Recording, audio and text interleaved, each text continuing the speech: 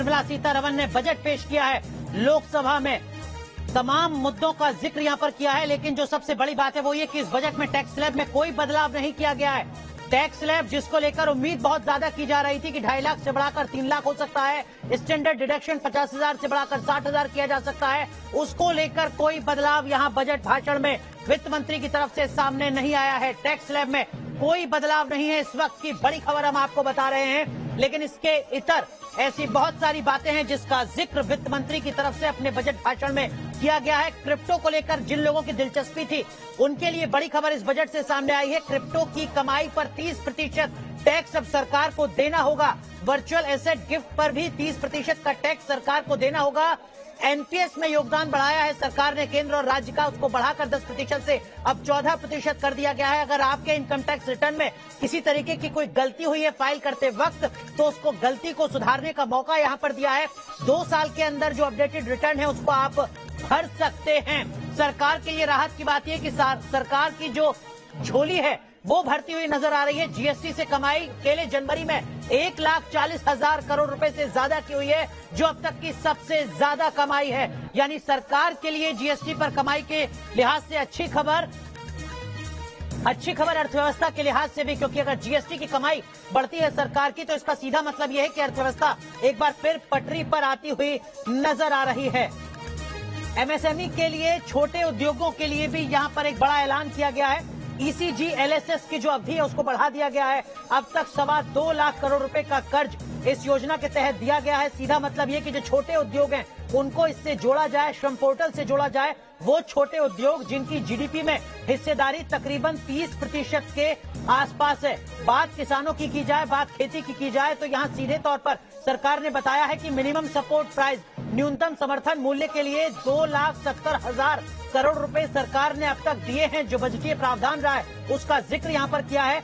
MSP के लिए इतनी बड़ी रकम देने का मतलब सरकार की तरफ से ये दावा किया जा रहा है कि इससे किसानों की आमदनी बढ़ेगी, और अगर किसानों की आमदनी बढ़ेगी तो जो ग्रामीण खपत है वो ज्यादा बढ़ती हुई नजर आएगी। इसके साथ साथ जो खाने का तेल है उसकी आयात की निर्भरता को कम करने के लिए सरकार ने कहा है कि तिलहन के उत्पादन को बढ़ाया जाएगा, इंपोर्ट को कम किया जाएगा, क्योंकि इस वक्त हमारे देश में खाने के तेल का जो आयात होता है वो तकरीबन 60% होता है। हम अपनी जरूरत का 60% से ज्यादा खाने का तेल आयात करते हैं, जिसको कम करने की बात यहाँ पर की जा रही है।